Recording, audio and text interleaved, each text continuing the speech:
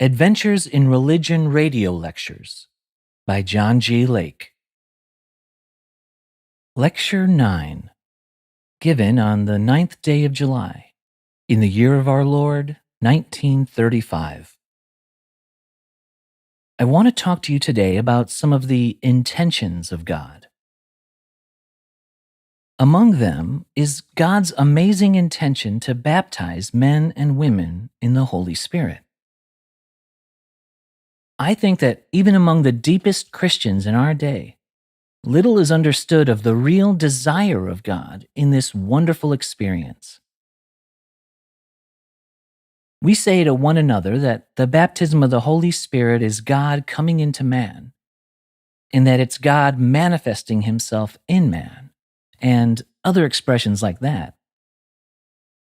But they fail to really convey to the mind anything close to the great purpose of God in his incoming into us. The baptism of the Holy Spirit has among its wonderful intentions the dwelling of God in us, the perfecting of his life in us through his word in our spirit, and through his power in our life. Speaking in tongues is the unique manifestation of God that accompanies the coming of God, the Holy Spirit, into the life. This was the evidence when the Holy Spirit of God descended on the day of Pentecost in Jerusalem. The scripture describes it in these wonderful words. Suddenly there came a sound from heaven like a mighty rushing wind, and it filled the house where they were sitting. And there appeared to them divided tongues of fire that sat upon each of them.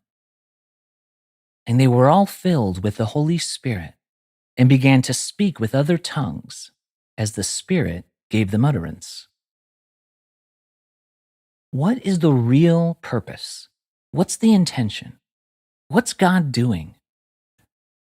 Is he giving to the individual certain powers to demonstrate and to convince the world? I do not think that that's the real reason. There's a deeper one. God is taking possession of the inner spirit of man.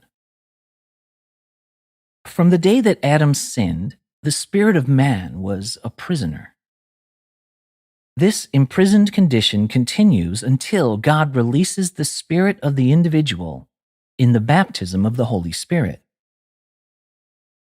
The spirit remains without a voice, unable to express itself to mankind until God, through the Holy Spirit, releases the Spirit, and the voice of the Spirit is restored. Man is a triune being, spirit, soul, and body, and these compartments of our life are very different. God manifests himself to the spirit of man. The experience of real salvation is the coming of God into the spirit of man. It is the fusing of the spirit of man and God. In the past, the church would discuss the subject of sanctification, but was somewhat unclear in their explanation of what it was. Sanctification is God taking possession of our mental forces, just like he took possession of our spirit when he gave us eternal life. It's where your mind is brought into harmony with God, just like your spirit was brought into harmony with God. Following the example of Jesus, we dedicate not only our spirit and soul or mind to God, but also our bodies to God. That's the reason we left doctors and medicine behind. But I want to talk to you about speaking in tongues by telling you about this experience and reciting a poem God gave me when I was a missionary in South Africa and lived there. There was a dreadful epidemic of African fever, and within 30 days, about 1/4 of the population of some sections of the country, both white and black, died. I was out on the field with a group of missionaries, and we did the best we could to get them healed and buried those who had died. I returned to my church after about 3 weeks' absence to discover that the same thing was taking place there. I was greatly distressed. My pianist was gone. My lead singer was gone, the only daughter of an elderly mother. I went to her home to console her and comfort her. As I sat by her table, she reminded me that just 4 weeks earlier I'd been there when the pianist and the soloist were practicing music in that home. My soul was very sorrowful. As I sat meditating, I began to pray, God, I want to know what kind of reception someone like her gets when they arrive on the other side. Then God spoke to my soul and said, take your pen and I'll tell you about it. The first thing that came was the name of the poem in tongues. Then the Lord gave me the interpretation. It was called The Reception. Then the first verse came in tongues. Then I received from the Lord the interpretation. And then the next verses came the same way and did so for the rest. In the meantime, something transpired in my own spirit. I felt as if I was being elevated into the presence of God, and I could look down on the folks on earth. And it was described in these verses. The reception. Look, it's the morning hours in glory, as a shadow through the mists now appear. A troop of angels sweeping down in greeting. A welcome home rings out with joyous cheer. A traveler from the earth is now arriving. A mighty welcome's ringing in the skies. The trumpets of a host are now resounding. A welcome to the life that never dies. Who is the victor whom the angels welcome? What mighty deeds of valor have been done? What's the meaning of these shouts of triumph? Why welcome this soul as a mighty one? She is but a woman, weak, gentle, and tender. No special mark of dignity she bears. Only does Christ's light from her face glisten. Only the white robe of a saint she wears. She is but a soul redeemed by the blood of Jesus. Hers but a life of sacrifice and care. Yet with her welcome all the heaven is ringing. And on her head a victor's crown she wears.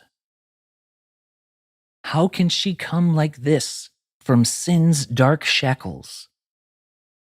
The grace and purity of heaven to obtain. Only through him who gave his life a ransom, cleansing the soul from every spot and stain. See, as you gaze upon her face so radiant, it is the beauty of her Lord that you see. Only the image of his life transcendent. Only the mirror of his life is she. See with what signs of joy they bring her onward, and how the heavens ring with glad acclaim.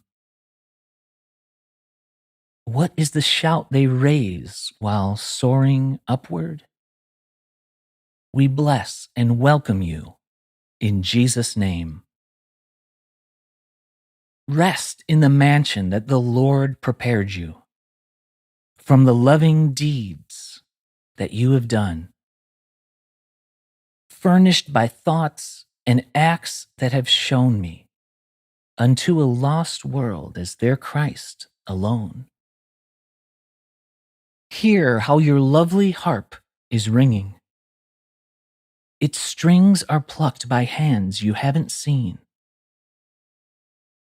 Note its music of your own creating.